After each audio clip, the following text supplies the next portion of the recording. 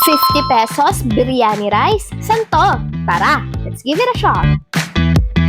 Isang affordable na biryani shop ang na-discover natin dito sa South. At dito nga lang yan sa Silang Proper, J. Rizal Street, Silang Cavite. Madali nga lang silang hanapin dahil nasa gilid lang sila ng simbahan ng Nuestra Señora de Candelaria. Nagsiserve sila ng masarap na chicken biryani, beef biryani, nachos, and tacos. Masarap at talagang binabalik-balikan dito ang biryani rice nila na very affordable for as low as 50 pesos may biryani rice ka na. Napakasulit nga rin dito ng kanilang chicken biryani in a box na boneless na at only 100 pesos. Sobrang mabili nga dito ang kanilang chicken biryani platter na pwede nyo ang orderin ng online sa kanila. Kaya i-follow nyo na ang kanilang Facebook page, Akil's Biryani. At ilalagay ko na nga rin ang menu nila dito para sa reference nyo. Kaya tara, let's give it a shot!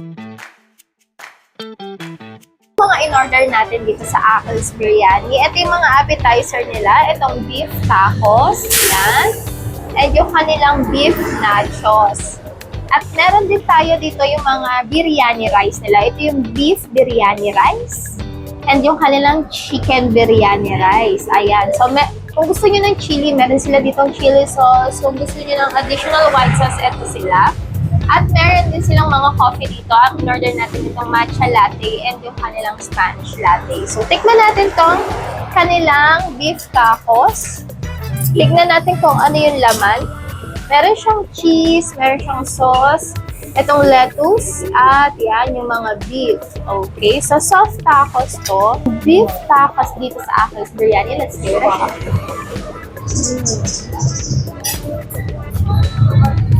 Okay. Sobrang sauce yun. Mayroon din tayo. Ito yung wait na maalamit siya. Meron siyang spiciness na medyo maanghang. More of closer siya sa shawarma. Pero ito, yung mga gulay niya, malulutong. And yung kanyang karne yung buo, masarap. Masarap yung mixture niya. As nachos, cheesy siya. Ang dami din yung laman. And, ayan. Tikman natin. Let's give it a shot. Tama lang yung lutong ng kanilang cheese. Yung saltiness ng mixture, masarap. Plus, samahan pa ng cheesy. Ayan. Sobrang dami. Ang sarap din yung mga sibuyas onion niya. Second time.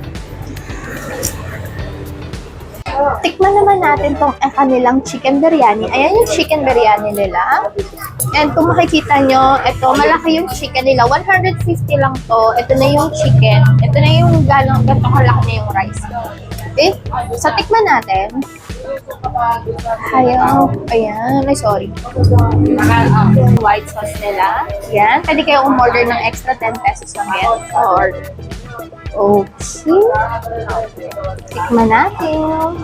Chicken biryani dito sa akin. Let's give it a shot.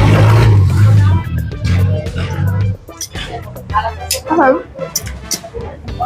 Mga itong white sauce nila. Yung chicken biryani nila, hindi ko kasama yung spices, pero sobrang lakas ng spices ng rice nila mismo. Pwede nyo rin siya lagyan na itong hot sauce. Kung gusto nyo na itong hot sauce.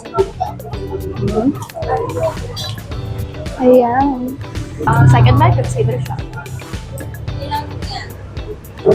Okay, ito naman, yung sauce nila, more on tomato sauce. Yung lasa niya.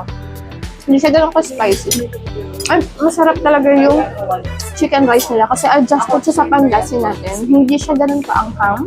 Pero lasang-lasa mo yung spices or yung pagkabiryani niya. Tikman naman natin tong beef flavor nila. Ito yung beef flavor. Ayan. Meron siyang tatlong beef cubes and 172. Tikman natin. Ayan. Let's give it a shot.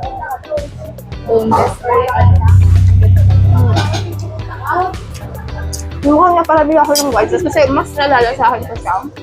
Pero yung beef alone, sobrang beefy ng lasa. And bagay na bagay dito sa biryani. At may mga coffee nga rin sila dito na bagay sa mga biryani. Meron tayo dito sa Spanish latte. At meron tayo nito matcha. Ayan. So habang nagbibiryani kayo dito, pwede rin kayong mag-order. Tikman mo natin itong Spanish latte.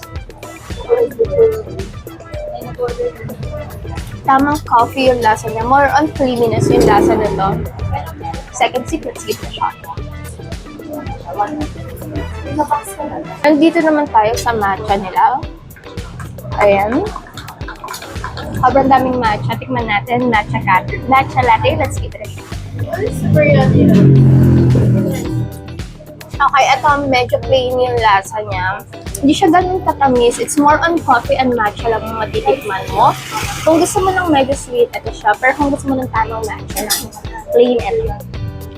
And this is your foodie traveler, Madam Ansarat. Please follow me. And as always, let's give it a shot.